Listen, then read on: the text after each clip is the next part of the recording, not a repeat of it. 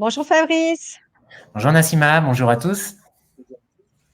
Yes, je suis ravie de t'accueillir Fabrice. On parle digital nomadisme avec toi. Voilà, on commence, enfin non, ça a déjà commencé, je pense, l'événement. Enfin, en tout cas, le premier jour, voilà, on va parler un petit peu voyage en effet. Yes, ben, on a démarré ce matin à 8h30, donc on a déjà eu plein de sujets intéressants. On a fait monter notre énergie positive ce matin avec Isalou. Ensuite, on a parlé facecam avec Nadia, donc comment prendre la parole en vidéo, notamment sur Instagram. Après, on a enchaîné avec Jasmine tout à l'heure qui nous a parlé storytelling et personal branding. Et toi, ton sujet, je l'ai dit, donc c'est digital nomadisme. Je vais le faire apparaître et c'est finalement, Fabrice, tu vas nous expliquer un petit peu ton style de vie à toi en tant qu'entrepreneur et tu vas nous expliquer comment être libre de travailler d'où l'on veut. Donc, c'est un sujet, on parlait tout à l'heure de Bali avant d'être en live. Donc voilà, il y a plein de destinations comme ça qui attirent les entrepreneurs qui veulent avoir un bureau qui voyage avec eux. Donc, c'est un peu l'idée. Je rappelle pour tous ceux qui nous rejoignent aujourd'hui à l'instant, Charo qui dit le rêve, yes. Donc, justement, là, l'idée, c'est à travers le parcours de Fabrice, et c'est un sujet qu'il maîtrise parfaitement parce qu'il a même écrit un livre dessus, donc libre d'être digital nomade. C'est vraiment de voir ce qui peut vous convenir ou pas et comment faire de ce rêve, pour le coup, Anne, si je reprends ton terme, une réalité. OK? Donc, vous le savez, on est ensemble toute la semaine pour le Sommet des coachs influence, c'est la troisième édition. L'objectif, c'est de vous présenter un panel d'experts pour qu'ils puissent venir vous partager sans filtre et de manière très concrète les stratégies que eux appliquent dans leur business pour faire du chiffre, hein, clairement, c'est le but. Donc, c'est à la fois attirer son public cible, c'est à la fois nourrir la relation avec eux et convertir. Et la conversion, elle se fait quand vous les avez convaincus d'aller sur des prestations, des offres payantes avec vous. Donc ça, c'est vraiment l'objectif du sommet. Voilà, quel que soit votre stade d'avancement, vous allez forcément trouver quelque chose qui va vous parler. Je vais commencer par te présenter, Fabrice, comme ça on rentre dans le vif du sujet. Donc, je l'ai dit, tu es auteur, puisque tu as écrit Libre d'être digital nomade aux éditions Diathéno, c'est ça? C'est ça, Diathéno. Diathéno. Au-delà de ça, tu es aussi consultant en SEO et content marketing. Tu es en direct de Bogota. Voilà. Toi, tu es digital nomade depuis 2011, donc 13 ans maintenant. Donc, tu es un des précurseurs, je pense, sur le domaine. Donc, ta légitimité pour en parler, elle ne fait aucun doute. Et tu as démarré d'ailleurs avec un blog, en fait, le blog de voyage pro qui s'appelle Instant Voyageur. D'ailleurs, c'est toujours le compte Instagram sur lequel on peut te suivre. Donc, je vous invite à aller suivre Fabrice si ce n'est pas déjà le cas sur Instagram. Et Voilà.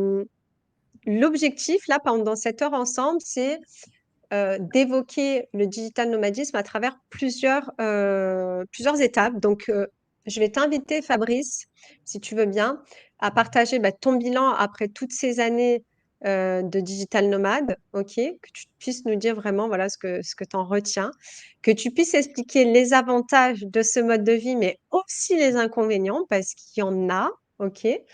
Et euh, on va voyager un petit peu, tu vas nous faire parcourir le monde et tu vas nous dire quelles sont les destinations qui sont les plus prisées et les pays qui proposent vraiment des visas à destination de ces digital nomades.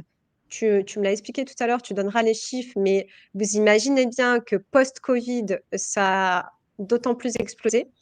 Et puis après, l'idée, c'est vraiment pour ceux qui sont déjà digital nomades ou pour ceux qui prévoient de l'être, que Fabrice puisse vous partager des conseils pour avoir le bon mindset et pour garder aussi votre productivité. Parce que oui, le rêve, on peut être sur des destinations paradisiaques, sur la plage, etc. Mais pour autant, voilà, il ne faut pas perdre de vue qu'on est entrepreneur et que il faut quand même servir nos clients et communiquer. Est-ce que le programme te va, Fabrice, pour l'instant? Parfait, parfait, t'as bien résumé. Je, suis- je suis fidèle à ce que tu voulais partager. Ok, génial. Eh bien, écoute, je vais te laisser prendre la main, démarrer et peut-être, pourquoi pas, commencer par nous dire, puisque on sait plus ou moins ce qu'est un digital nomade, mais j'aimerais bien avoir ta définition à toi du concept de digital nomade et pourquoi ça fait rêver autant de monde en fait. Ouais, alors pour moi, c'est simple. Être digital nomade, c'est avoir le choix de pouvoir vivre et travailler n'importe où. D'accord? Que ce soit. Alors, on a souvent un petit peu l'image cliché du digital nomade au bord de sa piscine, tu vois, qui change de pays tous les mois. OK. Mais Yes. en fait, la plupart des gens qui font ça, ils le font pendant 6 mois, 1 an, 2 ans, parce que ça, Oui. au moment, tu te poses, tu vois. Mais un digital nomade, c'est simplement la personne qui a le choix de vivre, que ce soit à Bali ou dans un coin de campagne en France, en fait. Tu vois, et de partir à l'étranger 3 mois en hiver, tu vois, pour fuir le froid et la grisaille de Paris, tu vois. Voilà, de partir 3 mois, 6 mois, de partir 2 ans et puis de revenir en France. En fait, c'est juste ça. En fait, c'est le choix avant tout de pouvoir vivre et travailler n'importe où et n'importe quand. Voilà. Ça, c'est ma définition. Yes, beh, merci de le préciser parce qu'effectivement, il y a Adeline qui fait partie de la table ronde, sur l'image, les relations presse et cetera, qui sera vendredi, qui vit dans un petit village où il y a, je sais pas, une centaine d'habitants et donc effectivement, on pourrait très bien dire qu'elle est digital nomade parce que son activité en tant qu'attachée de presse lui permet de travailler de n'importe où. Voilà. Hem, Elle est indépendante géographiquement. Pour moi, c'est plutôt la notion centrale, voilà, qui est attachée à ce terme. yes, OK, super. Et j'ai parlé de ton livre tout à l'heure, Fabrice. Est-ce que tu peux me dire ce qui t'a inspiré justement à l'écrire ce livre et ce que tu souhaitais transmettre? Et peut-être même qu'on te l'a demandé, je sais pas? Oui, à la base, en fait, c'est un agent qui m'a contacté, qui suivait mon podcast, parce que j'ai aussi un podcast. Enfin, plutôt, j'avais un podcast autour de mon blog. Et surtout, avant le Covid, pendant 3 ans, j'avais un événement sur Paris qui s'appelait le Digital Nomad Starter, en fait. Et c'était un mélange de séminaires, de conférences pour aider les gens, voilà, à créer une activité sur Internet pour pouvoir voyager et travailler. Et donc, cet agent me suivait, elle est tombée sur mes réseaux sociaux, elle m'a demandé d'écrire un livre pour les éditions Diathéno. À l'époque, c'était vraiment un sujet nouveau, quoi. C'était en 2020, il a été publié en 2020. Et bah voilà, ça a été un super challenge. D'ailleurs, si vous êtes entrepreneur, écrire un livre expert, entre guillemets, c'est vraiment un super truc pour votre branding. D'ailleurs, bon, je fais un peu une parenthèse là, mais aussi parce que c'est vraiment un super projet. Pendant 3 mois, écrire un livre, c'est vraiment une super aventure. Voilà. Et donc, je ne sais pas si j'ai répondu à ta question, mais en tout cas, voilà, ça a été vraiment naturel pour moi et ça a été une super aventure d'écrire ce livre.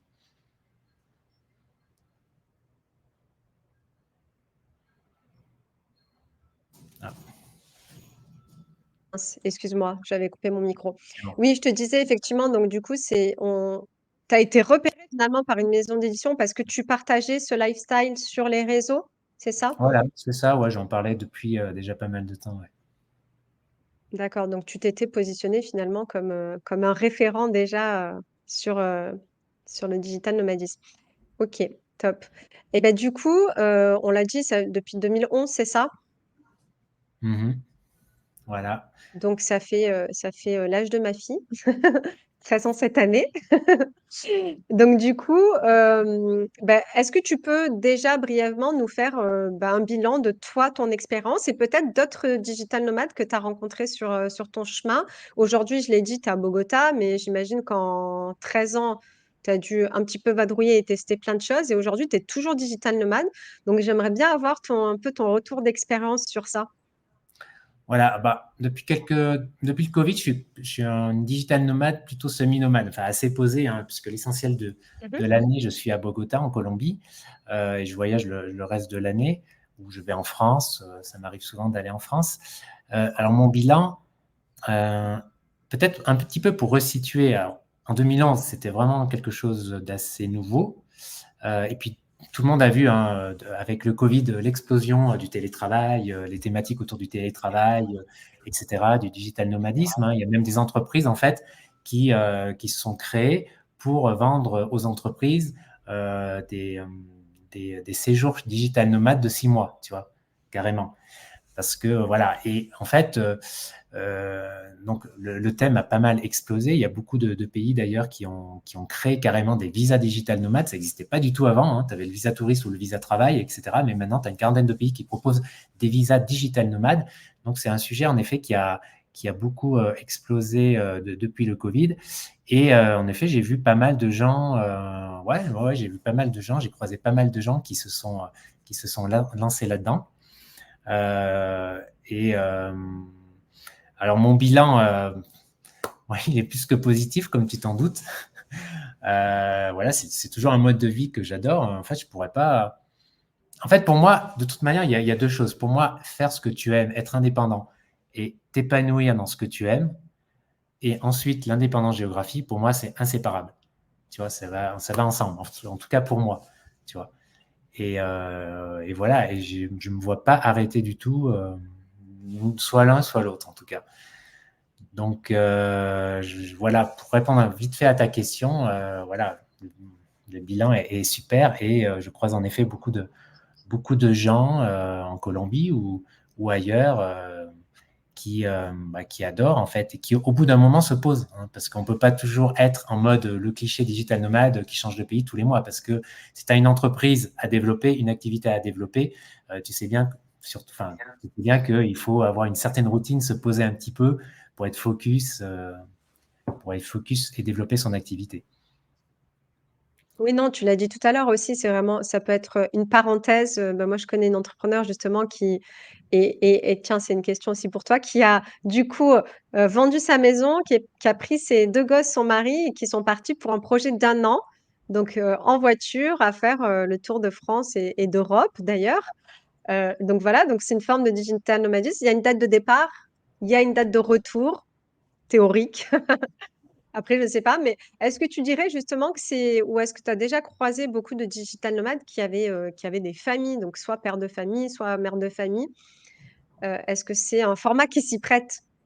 Bah, écoute, ouais, j'en ai croisé. Alors, pour rebondir un petit peu ce que tu dis là, tu sais, c'est la van life. La van life aussi, ça a été très tendance ces dernières années, hein, de partir avec un fourgon ou en voiture, etc., à travers l'Europe, etc. Que tu sois en mode digital nomade ou pas, mais tout le monde a un petit peu l'image du gars qui travaille dans son van, hein. Ça existe, hein, j'en connais, franchement. Yes. J'en connais et c'est clair que ça fait. Je comprends que ça fasse rêver parce que là, c'est vraiment le mode, c'est vraiment la mobilité, c'est vraiment le nomadisme là, quand même. Parce que tu peux changer tous les jours de place si tu veux. Et c'est vrai, j'en connais beaucoup. J'avais interviewé d'ailleurs quelqu'un qui faisait ça, hein, sur mon podcast, qui voyageait comme ça à travers l'Europe. Et en effet, tu as aussi des familles. Tu as aussi des familles parce qu'on pense, c'est vrai qu'on pense que ça, d'anglais, là, que ça a l'air un petit peu impossible quand tu as une famille, hein, mais pourtant, tu en as qui voyagent en van en famille, tu en as qui voyagent en mode, on va dire, plus traditionnel en famille aussi. Et oui, j'en ai rencontré. Le mari, le gars, a une activité et parfois aussi sa femme, sa compagne également.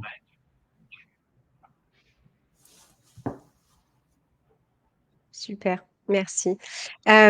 Du coup, est-ce que tu peux partager une anecdote personnelle sur ce que la vie de digital nomade t'a laissé comme liberté que tu n'aurais pas pu avoir si tu n'avais pas adopté ce style de vie? Je sais pas, qu'est-ce qui te viendrait en tête là par rapport à ces 10 dernières années? Alors, il y a deux choses. Il y a le fait parce que bon, là, je vis en Colombie, donc c'est un pays où le niveau de vie aussi est plus bas, donc ça peut te permettre de faire plus de choses aussi, évidemment. Et par exemple, je me suis mis au tennis, par exemple, ici. J'ai appris le tennis il y a 10 ans avec un professeur privé, etc., sur terre battue, etc. Et peut-être que j'aurais pas. C'est même pas une question financière en fait, si j'étais resté en France, mais peut-être que l'idée ou l'opportunité ne se serait pas présentée, tu vois. Parce que finalement, au-delà du budget, etc., c'est souvent ça la question centrale. C'est tu as des opportunités ou des idées qui te viennent à l'esprit. Tu vois, tu as envie, parce que tu es à l'étranger, dans un autre environnement, de tester ça, en fait, alors que tu n'aurais même pas eu envie, tu n'aurais même pas pensé en France, tu vois. Et c'est ça qui est chouette un petit peu quand tu fais ça ou quand tu vis un petit peu à l'étranger, que ce soit en voyage ou en mode plus expatrié, c'est ces opportunités, ces envies qui se présentent et voilà, qui sont créées, en fait, parce que tu es ailleurs, parce que tu fais d'autres rencontres et parce que tu évolues dans un autre environnement. Donc voilà, j'ai aussi tenu un café, un bar avec des amis pendant 2 ans en Colombie, et ça, jamais je l'aurais fait en France, tu vois. Je l'ai tenu à côté de mon activité principale, tu vois. Et voilà, c'est un petit peu ce genre d'opportunité que permet le fait d'être à l'étranger. Et ça, je trouve ça vraiment, vraiment chouette. Yes, génial. Donc tu as réussi à avoir, une double casquette, tenir un café et continuer ton activité de consultant. En plus, le café en Colombie, j'imagine il doit être excellent. Ah oui, oui, oui, c'est sûr que c'est un peu le pays pour le café, ouais, c'est clair. C'est clair. OK, génial. Bah, merci pour ces 2 anecdotes. Effectivement, je pense que quand tu es ce que je lis, en tout cas, à travers ce que tu es en train de dire, c'est que le fait d'être à l'étranger ou en tout cas dans un environnement qui est pas familier et bah, ça t'ouvre vachement l'esprit, ça te permet de penser différemment et du coup de tester des choses que tu aurais peut-être pas testées, même si c'est pas des choses, hyper, folles. Mais en tout cas, voilà, d'arriver à les intégrer dans ton quotidien d'entrepreneur et de pas être dans cette routine, ou dans un conditionnement en fait, de là où on vit, quoi. Voilà, et en plus, je trouve que surtout quand tu fais une activité où la créativité est importante, c'est souvent le cas quand même pour beaucoup d'entrepreneurs ou coachs, enfin, je veux dire, tu crées quelque chose, donc c'est un peu central quand même sans être un créateur de contenu, tu vois. Et je trouve que voyager à l'étranger, c'est vraiment un boost pour ta créativité, tu vois, parce que tu es dans un Mmh. nouvel environnement. Et ce que je veux dire, en fait, c'est scientifique, hein, il y a des études qui montrent que, tu sais, on a toujours un peu l'impression que quand on voyage, le temps passe moins vite. Tu vois, il y en a beaucoup qui ont cette impression. Pourquoi? Parce qu'en fait, ton cerveau, il est stimulé par un autre environnement, tu vois, et par des expériences nouvelles. Et du coup, ça structure davantage le temps. Tu vois, ça a été prouvé scientifiquement, en fait. Ouais. Et le fait, par exemple, de parler une autre langue, comme l'espagnol, qui est en plus une langue accessible, hein, eh bien, des études ont montré, par exemple, que ça favorise la créativité. Tu penses différemment, tu vois les choses différemment et tu prends plus de risques en fait. Disons, tu peux prendre plus de risques parce que tu t'exprimes dans une autre langue. Enfin là, je ne vais pas rentrer dans les détails parce que c'était une étude vraiment intéressante. Et voilà, tout ça fait que ouais, je trouve que ça favorise la créativité, surtout quand tu vis dans un pays tropical, un petit peu sous le soleil. Alors bon, toi, tu es à Nice, donc ça ne va pas te parler parce qu'à Nice, on a 360 jours de soleil, je ne sais plus. Mais Pas ces derniers jours, hein. On a eu que de la pluie. ah bon, voilà, mais tu vois, quand tu vis dans un pays sous les tropiques où le soleil, voilà, euh, la lumière en fait est souvent là, parce que plus, ouais, voilà, c'est plus que la chaleur, c'est la lumière, tu vois, tu es dans une ambiance Mmh. lumineuse et tout, etc. Et je trouve que c'est vraiment plaisant et voilà. Bon, c'est un peu le risque aussi de, tu as l'impression d'être en vacances, de ne pas être très productif. Bon, ça, on va y revenir peut-être plus tard. Mais en tout cas, le fait d'être en vacances, pour moi, enfin, non, d'être en vacances, tu vois, le lapsus, d'avoir l'impression, en tout cas, d'être en Tu vacances, en parce que vacances toute l'année. À vous, tu es en vacances toute l'année. c'est ce qu'on me disait pendant longtemps, mes amis, et j'avais du mal à leur faire croire que je bossais quand même. Mais voilà. Non, ça, c'est chouette, je trouve. En tout cas, pour moi, j'ai toujours trouvé ça très chouette. C'est génial. Du coup, si on devait résumer, puisqu'on a dit qu'on parlerait des avantages et des inconvénients, donc on vient là de donner déjà des avantages. D'ailleurs, tu parlais déjà espagnol quand tu es parti là-bas ou tu as appris sur le tas? Non, je parlais juste un petit peu l'espagnol que j'avais appris au collège, tu vois, c'est tout. D'accord, génial. Donc déjà, ça t'a permis d'acquérir une nouvelle langue aussi, donc c'est génial. Donc si tu devais résumer, je sais pas, les 3 à 5 principaux avantages d'être un digital nomade, tu dirais quoi? Si tu devais faire des bullet points pour les gens qui nous écoutent? Mhm. Je dirais que c'est un boost pour sa créativité et aussi sa Mmh. motivation. Parce que l'environnement dans lequel on vit et on travaille, c'est quand même important. L'environnement, c'est les personnes que tu fréquentes, tes amis, c'est les collègues, enfin les collègues, les partenaires, tout ce que tu veux. Mais l'environnement, c'est aussi l'environnement au sens large, l'environnement au sens physique, tu vois. Euh, Il y a des personnes qui sont assez sensibles je sais pas, au gris, en fait, à l'hiver, hein. Enfin, tout le monde connaît une baisse de motivation pendant l'hiver, c'est un truc assez commun, sans parler de dépression saisonnière, tu vois. Mais enfin, si, il y en a qui connaissent ça aussi, tu vois. Mais ça, c'est un facteur quand même important, tu vois. L'environnement, si ça joue sur ta motivation pour bosser, pour te développer ton mindset, c'est quand même vachement important, je trouve. Encore une fois, tu es à Nice, donc tu es, Voilà, ça te parle peut-être moins, C'est un mais peu bon, biaisé, c'est vrai, j'avoue. C'est un peu biaisé. en fait, les autres, Mais les non, autres, tu as parlé effectivement de lumière tout à l'heure et rien que ça, effectivement, ça peut faire la différence. voilà. Et puis OK, les autres top. avantages, c'est les opportunités que tu peux rencontrer, c'est aussi le coût de la vie qui est parfois plus bas, et donc ça te permet d'avoir un niveau de vie plus élevé. Mais bon, pour moi, en tout cas, moi, je suis pas parti avec cette motivation en premier. Euh, Ensuite, je crois qu'on a fait un petit peu le tour, un petit peu de ce Bah, moi, qu'on. j'aimerais bien savoir, en fait, parmi les personnes qui sont là en live, ou même après, si vous nous regardez en replay, n'hésitez pas à commenter dans le groupe Facebook ou si la vidéo est YouTube. Est-ce que parmi vous, déjà, il y en a qui sont digital nomades déjà aujourd'hui, ou est-ce que justement c'est un mode de vie qui vous plairait? Et si oui, si c'est un mode de vie qui vous plairait et que vous avez encore jamais expérimenté, beh, profitez-en en fait pour poser vos questions à Fabrice, parce que vos questions supplanteront, les miennes, hein. C'est l'objectif vraiment. Donc n'hésitez pas à lui poser des questions, donc là, on a déjà abordé un petit peu lui, son bilan, ce qu'était le digital nomade, les avantages. Donc voilà, interagissez, posez vos questions. Et moi, j'ai envie d'arriver maintenant, en attendant que ça interagisse un peu dans les commentaires, Fabrice, sur peut-être la partie moins visible de l'iceberg, c'est-à-dire les inconvénients ou en tout cas les points de vigilance que toi, tu as envie d'apporter si quelqu'un est tenté par ce mode de vie. Ouais, On a alors, Coralie qui dit: je ne crois pas que cela me plairait, j'aime mon confort d'être près de mes proches». Ben voilà, ça correspond pas à tout le monde. mhm. Et elle est en Bretagne, très belle région. Ah oui, carrément, ça correspond pas à tout le monde, ça, on est d'accord. Euh, et je pense il faut être assez, il faut avoir une grosse capacité, je pense, d'adaptation, forcément. Mhm, Il faut avoir peut-être comment dire, être pas trop sensible à une forme de sécurité. Je parle pas de sécurité financière, là, je parle de sécurité, tu vois, quand tu es dans un cadre, tu aimes avoir ton cadre de vie, tu aimes avoir un petit peu ta routine, que tout soit. Tu vois ce que je veux dire? Il y a des personnes, d'ailleurs, qui n'aiment pas voyager enfin, qui ont peut-être un peu de mal à voyager, à partir à l'autre bout du monde parce que, voilà, elles ont besoin, c'est pas péjoratif, hein, ce que je dis, elles ont besoin d'avoir un cadre, voilà, une sécurité. Je sais pas quel adjectif coller au mot sécurité là. C'est pas la sécurité financière, c'est la sécurité, euh, voilà, une forme de sécurité en tout cas. Donc en effet, c'est pas fait pour tout le monde.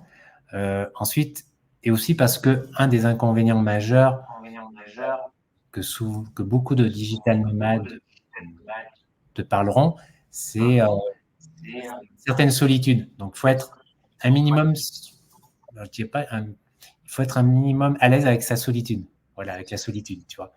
Alors, il ne s'agit pas de voir personne hein, pendant des mois, parce qu'en fait, tu rencontres assez facilement des gens finalement, surtout quand tu vas dans des villes qui sont des hubs, on pourrait dire, pour mm. reprendre le trafic aérien, des hubs de digital nomades, hein, comme Bali, Chiang Mai, Bangkok, etc. Mais des villes, même en pays. Donc là, tu rencontres facilement du monde. Tu vas dans des villes, des coworking, tu as même parfois des événements sur place, etc. Mais c'est vrai que c'est souvent un petit peu difficile d'établir des relations sur le long terme, tu vois, parce que les gens bougent par définition. Et aussi, comme disait Coralie, je ne sais plus, eh bien, tes proches peuvent te manquer forcément. Voilà. Ta communauté, un petit peu ta tribu, tu vois, que tu connais depuis longtemps.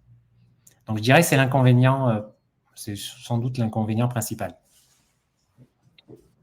De pouvoir vraiment nourrir des relations à long terme, c'est ça, de se créer des relations à long terme et d'avoir un peu la. Voilà. Et c'est pour ça qu'il y a pas mal de digital nomades qui rentrent, qui font ça un temps, et voilà. Ouais.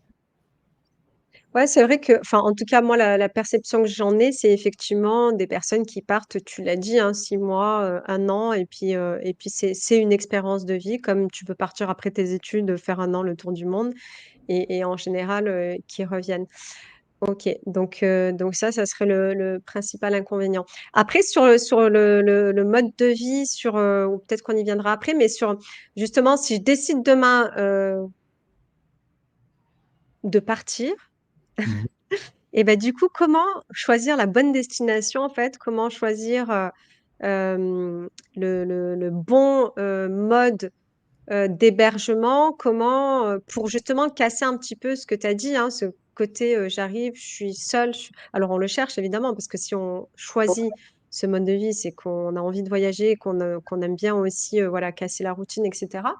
Mais ça serait quoi tes conseils? Tu as dit tout à l'heure qu'il y avait, une quarantaine de pays, c'est ça, qui avaient lancé, Ouais. des visas spéciaux après le covid? Voilà, alors il y a souvent plusieurs critères importants quand quelqu'un part comme ça euh, en mode digital nomade. Tu as le coût de la vie sur place qui est important, surtout si tu commences en tant que freelance, par exemple, si tu te lances depuis un an, tu n'as pas forcément encore un gros revenu. Donc forcément, le budget sur Mmh. place, bah, c'est un critère important. Et entre les États-Unis et l'Asie du Sud-Est, où tu peux vivre avec 600, 700 euros par mois, bah, il y a une grosse différence. Donc, souvent, les gens qui, entre guillemets, se lancent en tant qu'indépendants et qui veulent voyager, souvent, il y en a beaucoup qui partent en effet en Asie du Sud-Est. Tu as aussi l'Europe du Sud, l'Europe de l'Est, où le coût de la vie aussi, c'est des destinations très prisées, tu vois, parce que le coût de la vie est moins important. Lisbonne, etc. Il y a beaucoup de. Lisbonne, c'est très, voilà, c'est une destination très prisée par les nomades digitaux. Et l'avantage de l'Europe de l'Est et de l'Europe du Sud, c'est que tu as aussi une proximité avec la France. Tu vois, tu as des vols low cost, tu peux rentrer plus facilement, plus fréquemment, et le budget est beaucoup moins cher. Mmh. Donc ça, c'est aussi un avantage. Tu as aussi bah, l'Amérique latine, différents pays d'Amérique latine, comme le Mexique, un petit peu la Colombie, un peu moins que le Mexique, mais la Colombie, le Mexique, l'Argentine, le Brésil, tu vois, aussi qui sont des destinations assez sympas. Le coût de la vie est moins cher qu'en Europe. Et, euh, et aussi, la culture est un peu plus proche de la nôtre, à la différence de l'Asie, tu vois. Euh, et voilà, si on devait faire trois grandes régions, c'est un petit peu les trois grandes régions.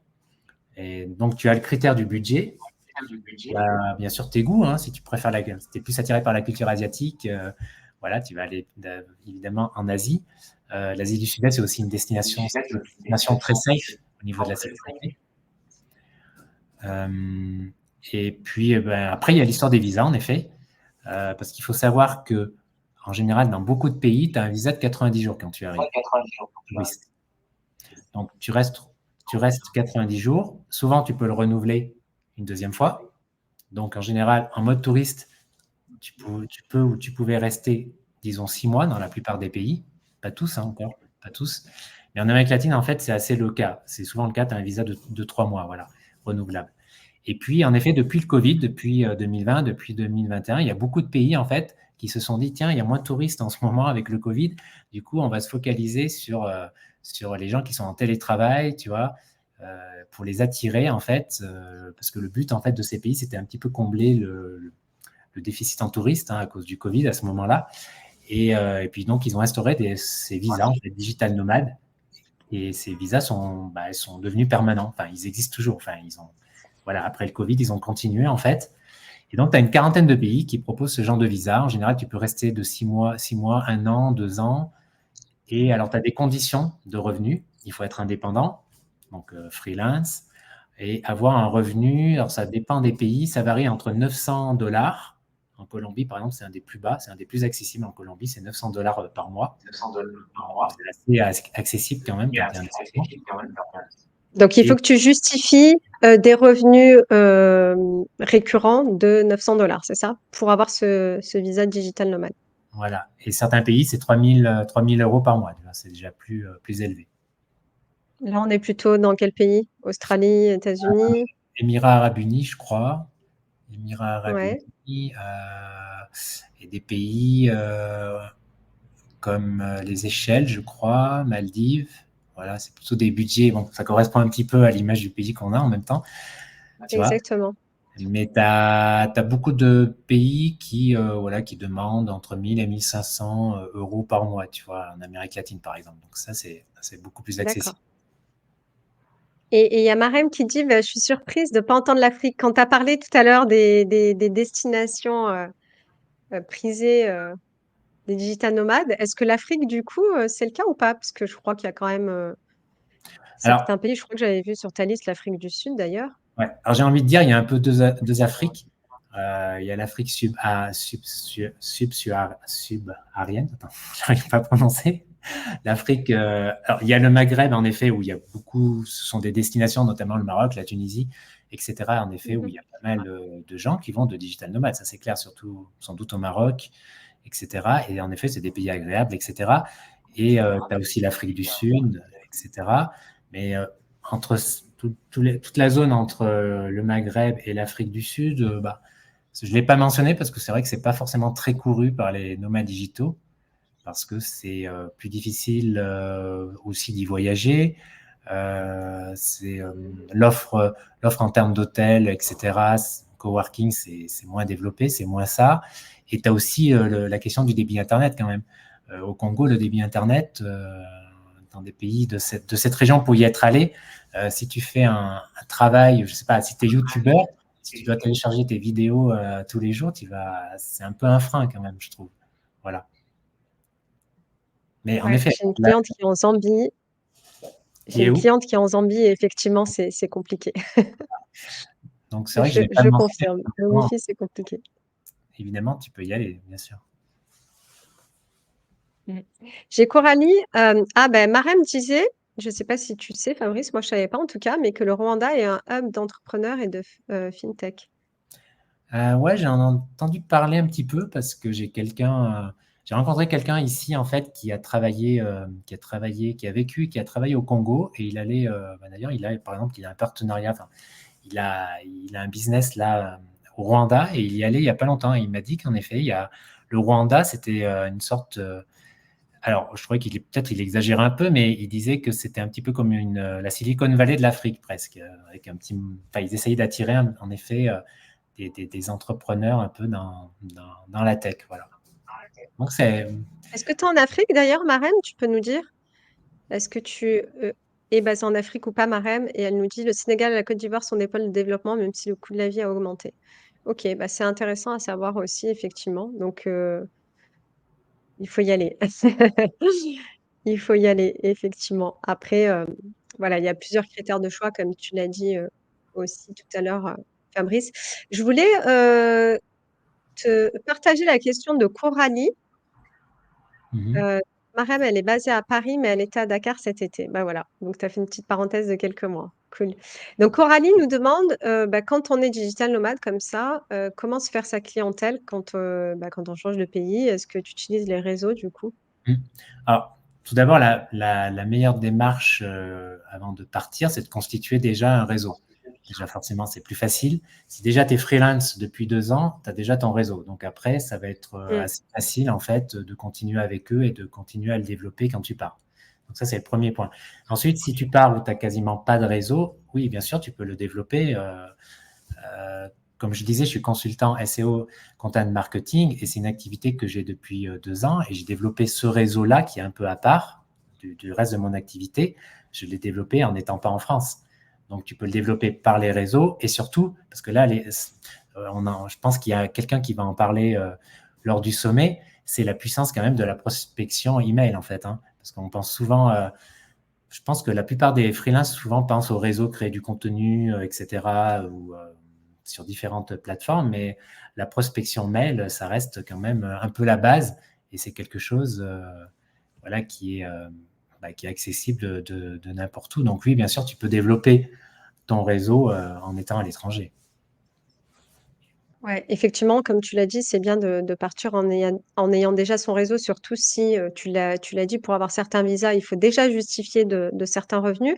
Je Mhm. pensais, moi, à Florent d'Albensal, qui, lui, est freelance sur Malte. Donc, il y a des plateformes aussi, Coralie, qui te permettent de trouver tes clients quand tu es freelance euh, et où tu sois dans le monde finalement. Donc voilà, ça permet justement de casser ces barrières-là géographiques et de se trouver des clients.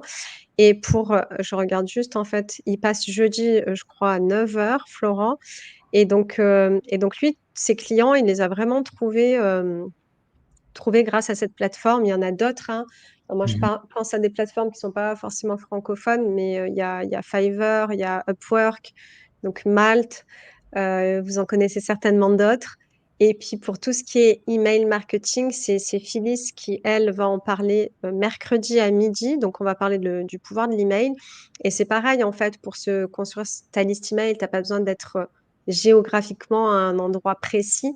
Donc voilà, donc se faire sa clientèle finalement en changeant de pays, c'est un peu le même challenge, j'ai envie de te dire, qu'en ne changeant pas de pays, si tu Voilà, utilises le levier euh, du digital, en fait, voilà. Bah, des en vrai, stratégies digitales. d'ailleurs, on pourrait dire la même chose si tu changes de ville en France, finalement. Yes, complètement, Tu vois? complètement. Donc, changer de ville ou Mm. changer de pays, je pense qu'en 2024, ça fait pas une grosse différence, quand même, maintenant. Ouais. Du coup, si on part un petit peu sur, voilà, on est digital nomade, ça y est, on a choisi son pays en fonction des critères que tu as évoqués, que ce soit le budget, que ce soit la proximité par rapport à une culture qui nous parle plus que d'autres, par rapport à, voilà, à la température, au soleil, peu importe, à la gastronomie. Une fois qu'on a fait ça, une fois qu'on a fait notre choix et qu'on est installé, euh, comment est-ce que tu fais, toi, en tout cas, Fabrice, et quels conseils t'aimerais donner pour arriver à être productif malgré tout et à trouver ce bon équilibre entre ben, je suis libre de travailler d'où je veux et en même temps j'ai des tentations, surtout si je suis sur des destinations paradisiaques, mais comment est-ce que j'arrive à maintenir mon niveau de productivité et je parle de dans la tête, on a parlé de mindset et tu vas nous donner des conseils ici mindset, mais aussi vraiment de productivité au niveau matériel, c'est-à-dire comment est-ce que je choisis mon espace de travail, comment est-ce que je choisis mon mode d'hébergement, etc. Est-ce que tu peux nous parler un petit peu de ça, Fabrice? Ça serait super intéressant, je pense. Ouais, alors, déjà, pour commencer, tout le monde sait qu'en tant qu'indépendant, la discipline, c'est central pour être productif. Et je sais bien que pour certaines personnes, quand elles se lancent, ça paraît parfois une montagne, en fait, d'être discipliné. Euh, voilà, d'être discipliné, en fait. Ceux qui quittent le salariat, pardon, pour se lancer en tant qu'indépendant, c'est souvent un frein, quelque chose qui, voilà, un préjugé qu'ils ont, le fait que la discipline, ça va être difficile. Alors, ça l'est, hein, on ne va pas se le cacher, quand tu es indépendant, c'est pas toujours facile, surtout au début. Et en fait, quand tu es digital nomade, je pense que c'est un peu le niveau dessus, si tu veux. Parce que c'est encore plus difficile, en effet, de se discipliner quand tu peux avoir l'impression, justement, comme je disais, d'être en vacances dans les tropiques, tu vois, t'es tenté voilà, t'es tenté, quoi. C'est normal. Et en même temps, tu vois, j'en ai vu beaucoup qui avaient quitté la France, qui étaient, tu vois, à Bali. Et justement, t'as le contraire, ils n'arrêtent pas de bosser, tu vois, pour développer leur activité. Et quand même, je trouve que c'est un petit peu dommage hein, de faire du 8 18h, 19h, 20h tous les jours. Je veux dire, c'est un peu dommage alors que tu es dans un autre environnement. Enfin, j'ai toujours trouvé ça un petit peu dommage de ne pas en profiter quand même, tu vois. De faire ça pendant 6 mois, 1 an, si tu es à Bali, à fond, comme si tu pourrais le faire à Paris, je trouve que c'est un peu dommage quand même, tu vois. Donc, il faut trouver un peu un juste milieu, du moins au début. Et, euh, et pour répondre à ta question, alors moi j'ai été pendant de longues années blogueur voyage professionnel, c'était ma seule activité, donc j'étais amené à beaucoup voyager, à être sur la route. Donc, donc c'était encore plus difficile d'être discipliné. Et moi, ce que je faisais, c'est que les matins, par exemple, je bossais à fond. Je me levais tôt et je bossais à fond sur mes priorités, etc., vraiment les axes importants. Et je bossais jusqu'à 14h, 15h, et ensuite j'allais déjeuner, et ensuite j'en profitais pour découvrir l'environnement où j'étais, la ville où j'étais, tu vois. C'est un petit peu comment je fonctionnais comme ça, ou alors je prenais 5 jours focus à fond, et ensuite 3-4 jours où j'étais plus en mode découverte. D'accord? Ça, c'était une manière de fonctionner. C'est une manière, on peut fonctionner, voilà, c'est une manière de fonctionner. Ensuite, pour être productif, ce qui est important, c'est le logement à l'étranger. C'est-à-dire être dans un lieu, voilà, si tu choisis un hôtel backpackers, bon, bah, c'est bruyant, c'est pas forcément hyper confortable, as plein de tentations, voilà.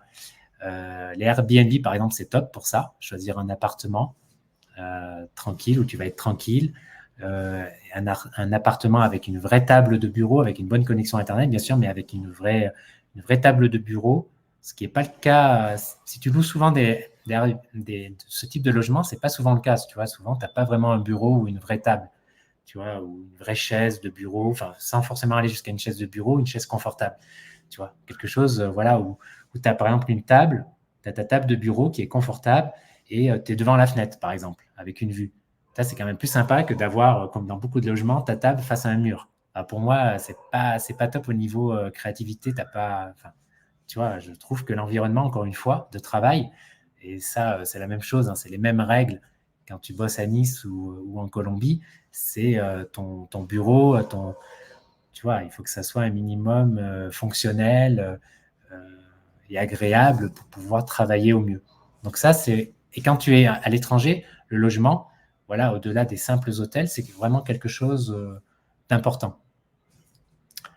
Euh, Ensuite, c'est de réfléchir, c'est de vite trouver en fait ce qui te convient le mieux aussi, les lieux où tu préfères travailler.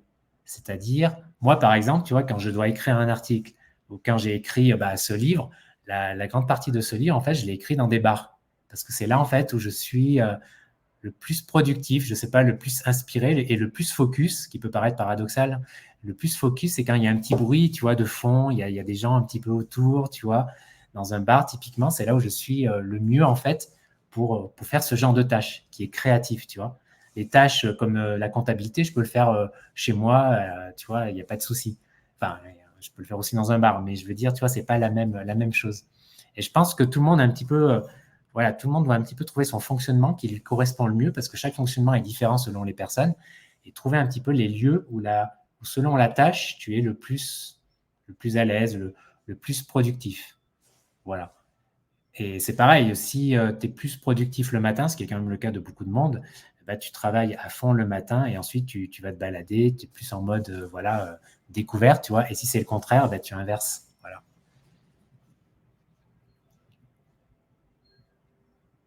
Merci Fabrice. En termes de, je ne sais pas si tu voulais partager autre chose entre-temps, mais moi, j'ai une question qui me vient.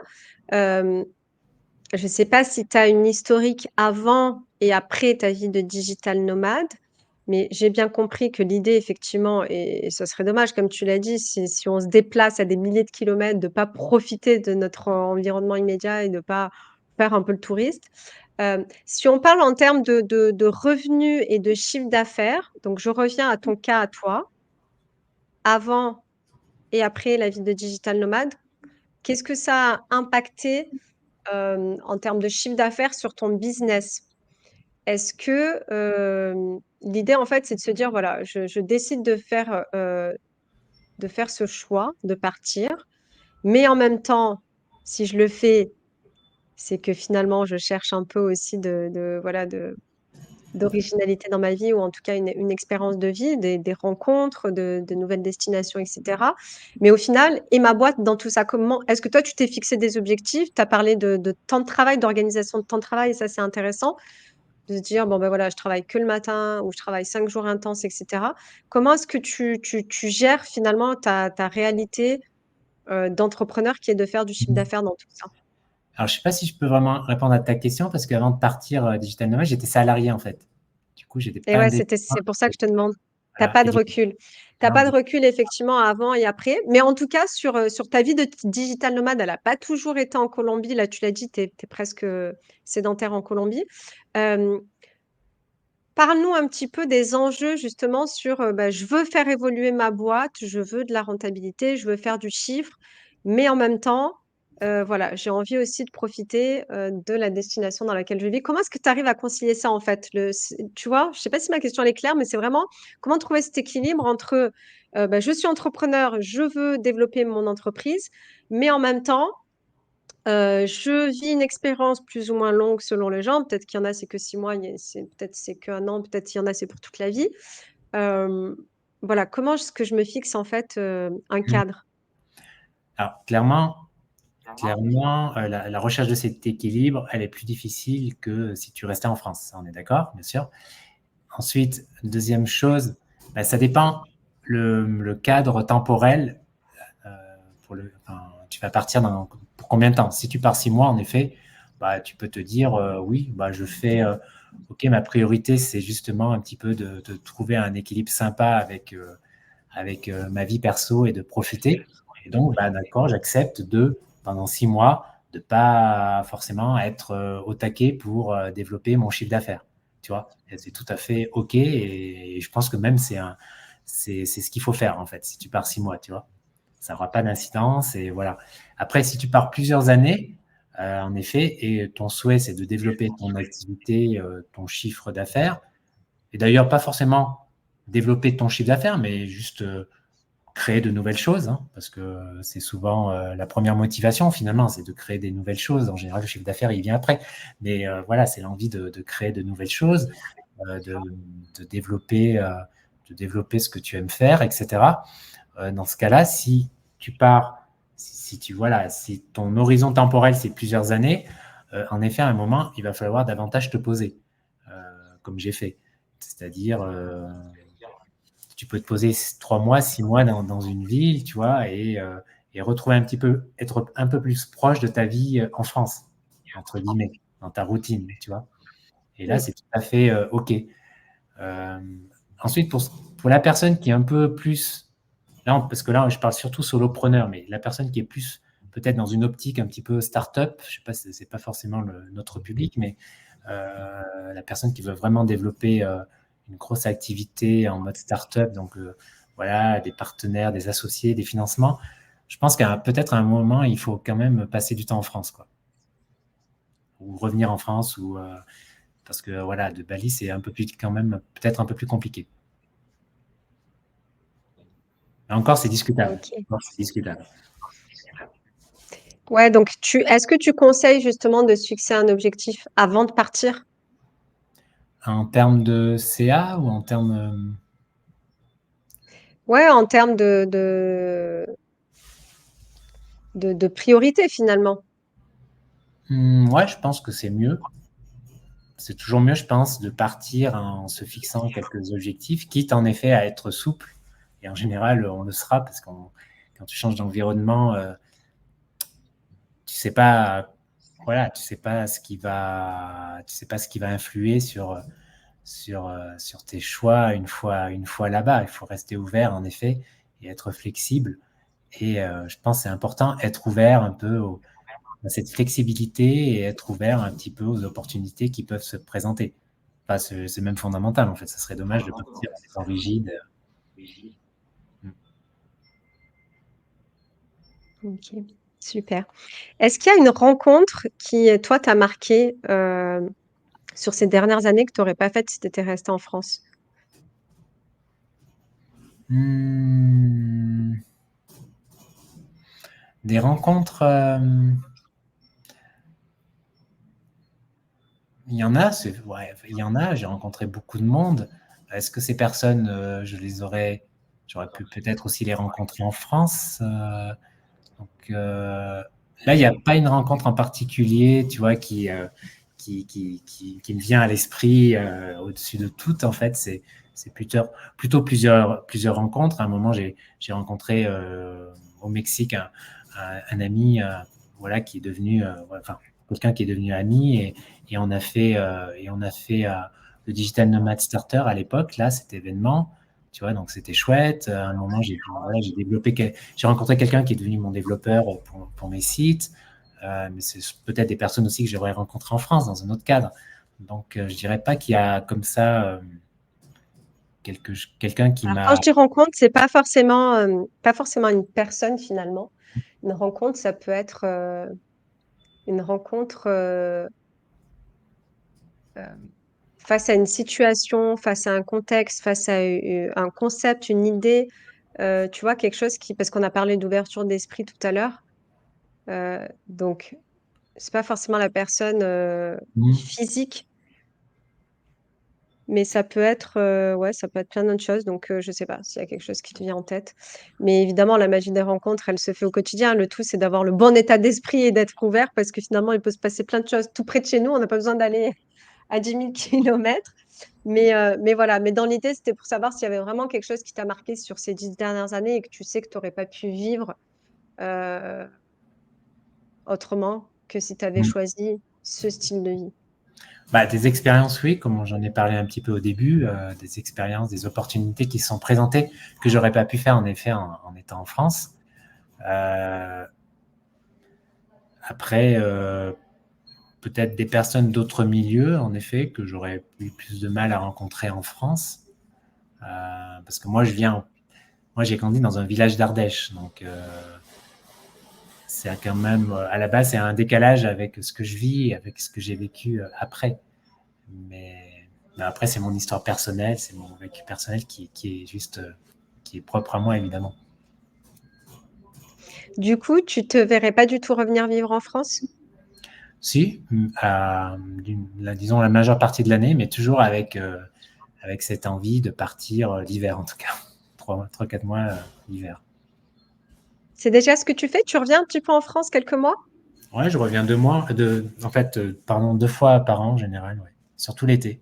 D'accord, OK. Surtout l'été, bah ouais, tu choisis, tu choisis le climat.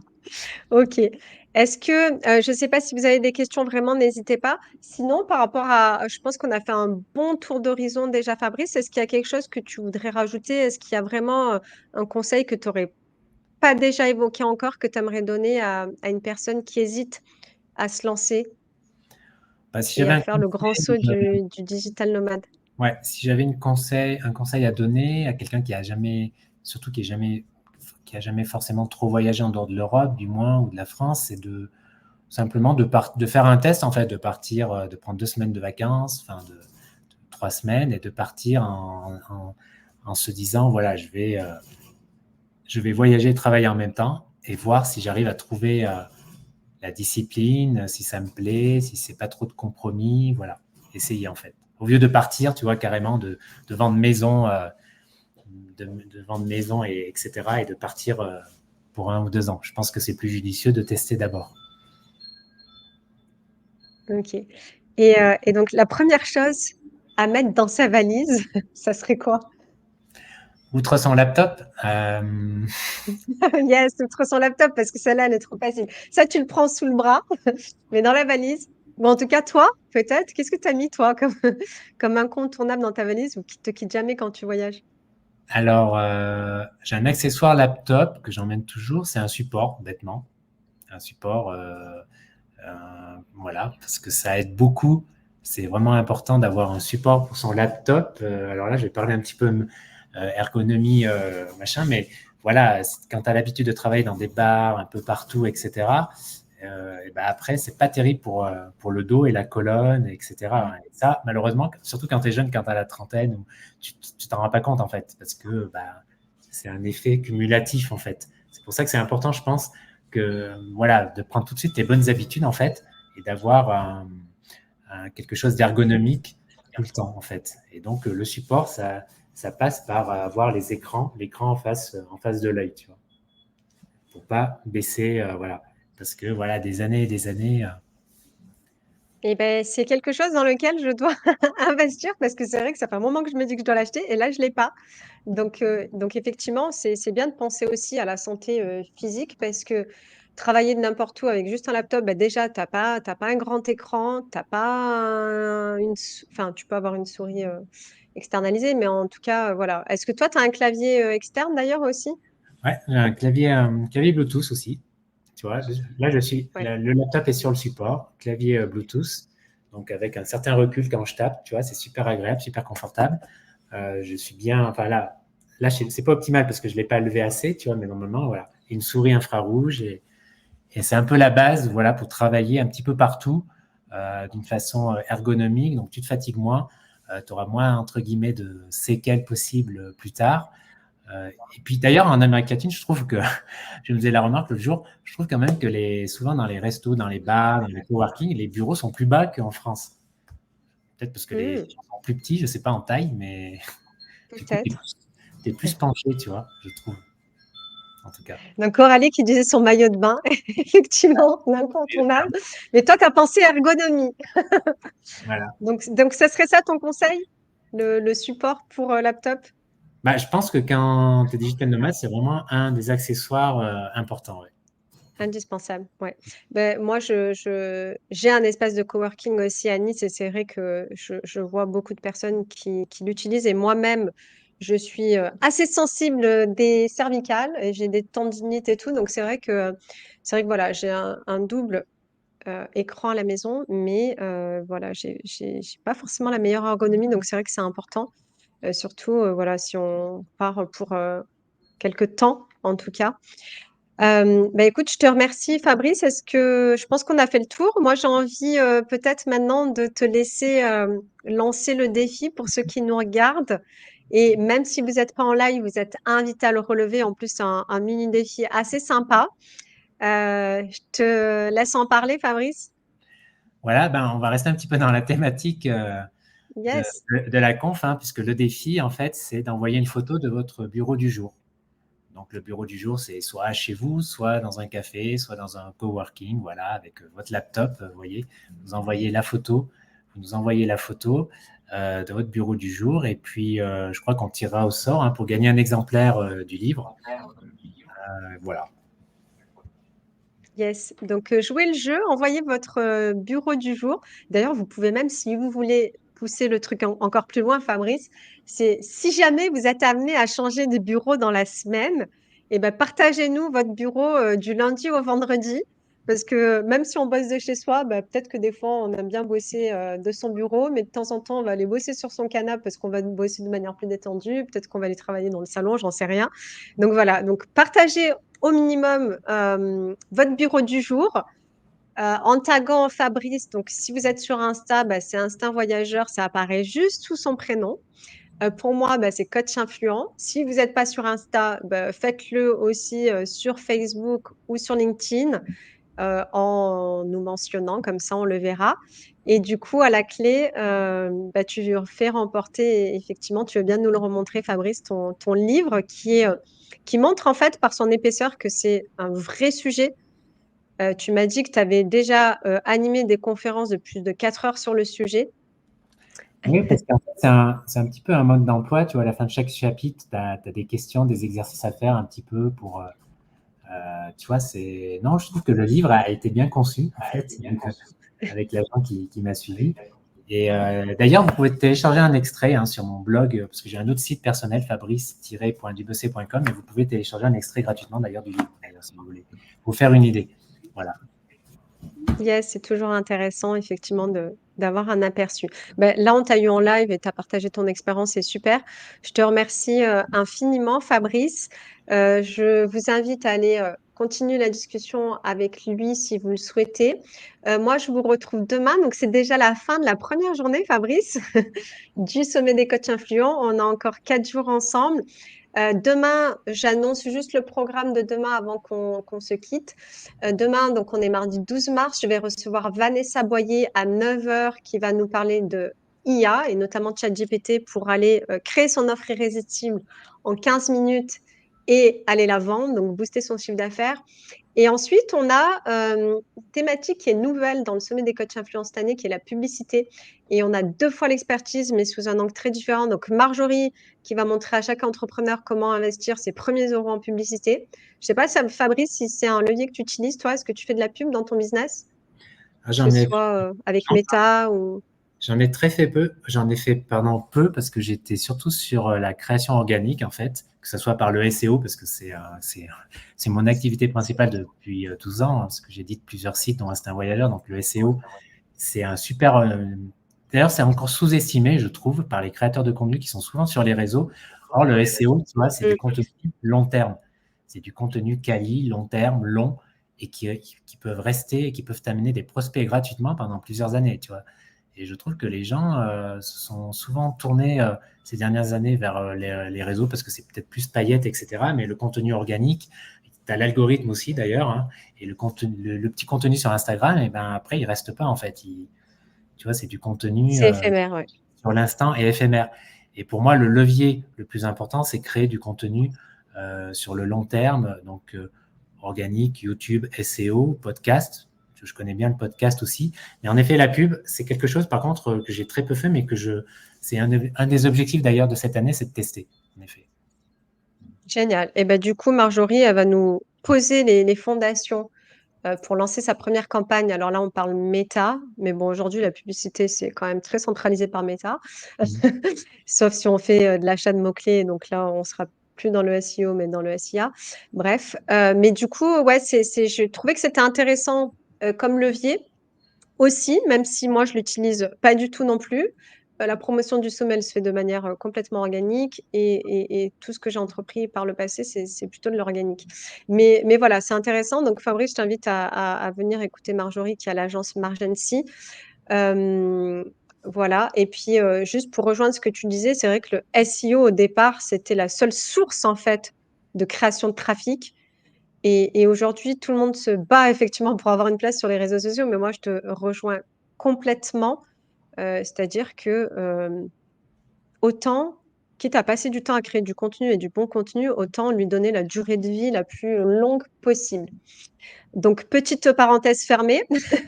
À 15h demain, on a Paul et Rémi de Social Quarter. Alors, eux, ils combinent à eux deux compétences qui a à la fois le social media et la publicité aussi. Donc là, c'est comment aller se créer une communauté et gagner des abonnés qualifiés sur Instagram grâce à la pub aussi. Et on finira par notre première table ronde de cette édition qui est une table ronde sur l'importance des systèmes et des process pour scaler son business. Et donc là, on a 2 OBM, donc 2 Online Business Managers. Donc, si tu connais pas ce métier, c'est tout simplement des personnes qui accompagnent les entrepreneurs qui sont littéralement leurs bras droits, à la fois stratégiques et opérationnels. Samir, lui, forme les OBM de France, justement, et Gérald, c'est notre spécialiste no-code. Il nous a préparé un super freebie qui est un template Notion dont on vous parlera demain.